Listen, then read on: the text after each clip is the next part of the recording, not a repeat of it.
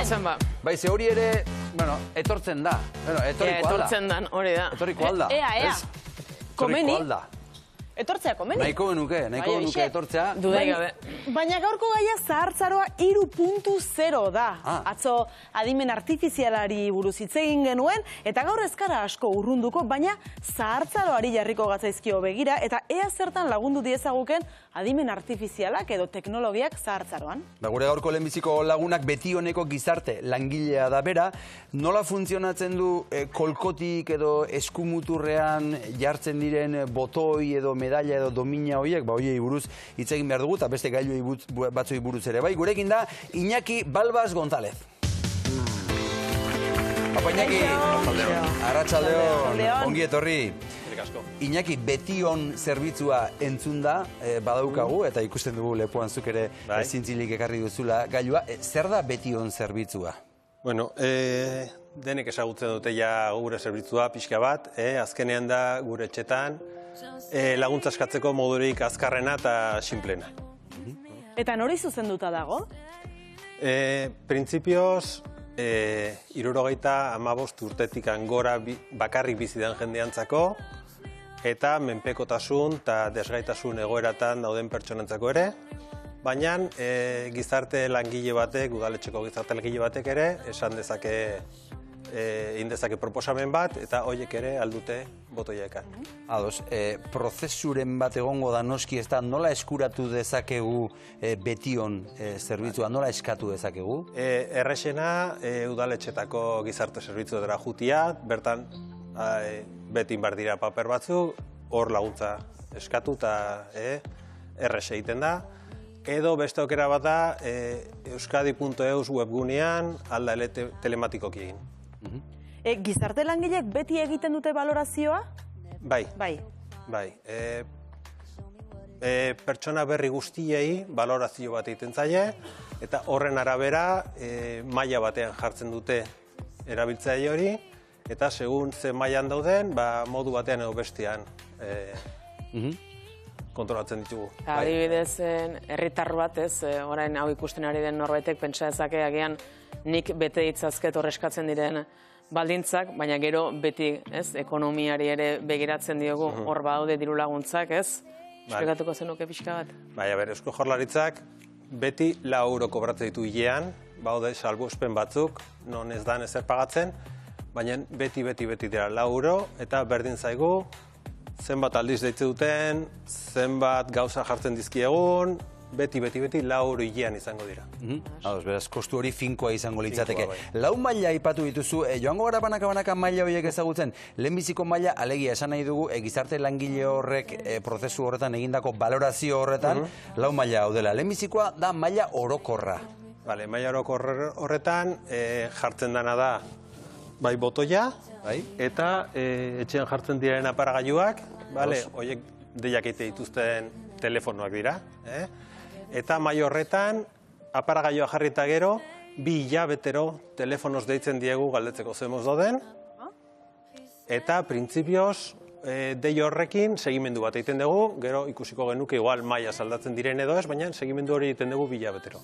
Beraz, printzipioz, lehen da biziko mailan leudeke, arazo berezirik ez duten pertsonak, ez da? Prebentzio moduan jartzen duten pertsonek.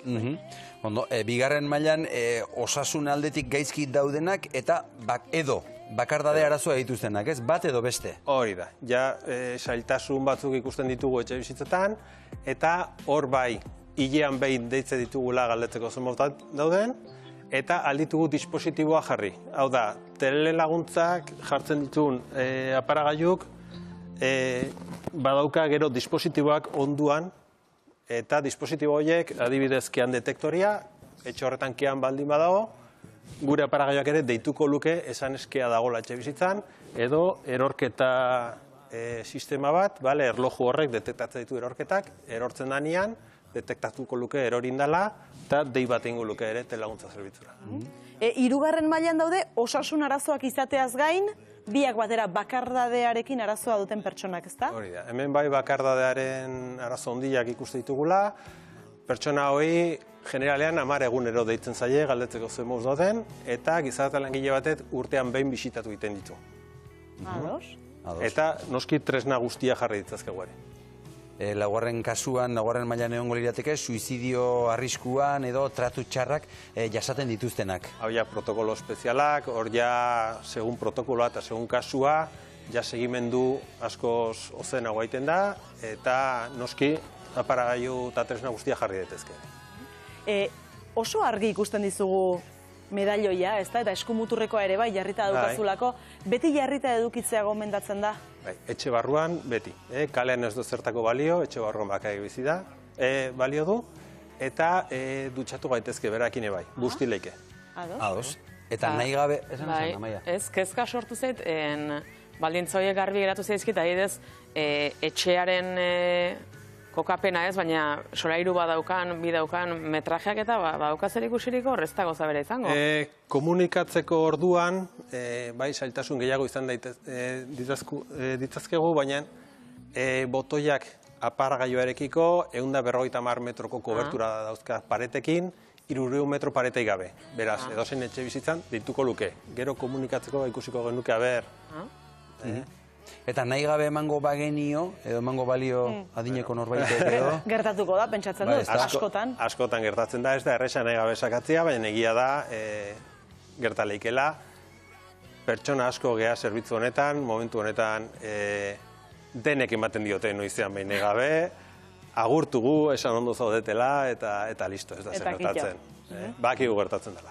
Eta timbrea edo botoia sakatzen duen perfil hori zueri segituan saltatzen dizu alegia, badakizue zein egoratan edo ze mailatan dagoen. Arretaz zentruan, jasotzen dituzte deiak. Ordenagailu pantalla batean ikusten egongo dira pertsona gizarte langileok egin dugun fitxa. Beraz, badakite zertan fijatu behar duten emergentzi batean, zer ari dan gertatzen etxe horretan, kontaktuen telefonoak, eta horren arabera bilatuko duten modurik horrena, pertsona laguntzeko bai. Hori da, demagun norbaitek botoia sakatu duela, orduan zer gertatzen da? Bale, zentruan dei hartze dute, eta hasiko dira aparagaitikan galdetzen zertan lagun dezakegun pertsona hori. Normalera erantzuteko gai izatia, eta esaten digunarekin egingo dugu bera laguntzeko.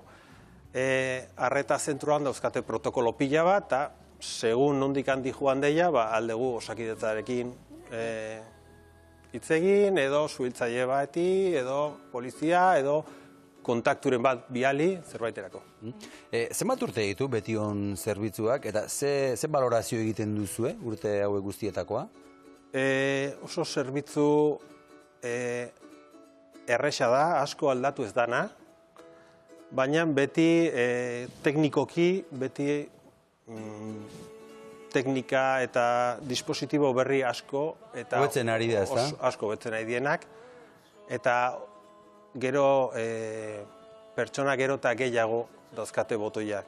Da prebentzio gauza bat, lehen ulertzen zen nola istripu bat izan eta jarrin behar nuen gauza bat, oain ez, oain ja ulertzen nahi da prebentzio gauza bat dela, ezer gertatu ez baldin bazait ere jarrin beharko nukeen gauza bat dela, eta gero eta jende gehiago dauka botoia bai. Bizitza salbatu ez dakio, ne? Alaxe da, bai. Botoi batek horrela garbi esan da. Eta lasaitasuna. Eta lasaitasunak gauza asko aurrezten ditu nire ustez, ez? Beldurrak dana paralizatzen duen bezala, lasaitasunak zenbat atez zabaltzen ditun. Hori sentitzen du erabiltzaileak lasaitasuna? Askok. Eta adibide moduan izan ditugu erorketa pila bat, eta lurrean 5 edo 6 ordu pasa diren jendiak kontatzea izu ze zaila izan den, ze luzea egin ze gogorra izan zaien, eta botoiarekin bakite, botoia sakatuta 10-15 minututan norbete ongo dala beronduan, eta horrek istola zaitesun ematen dira. Oso ongi.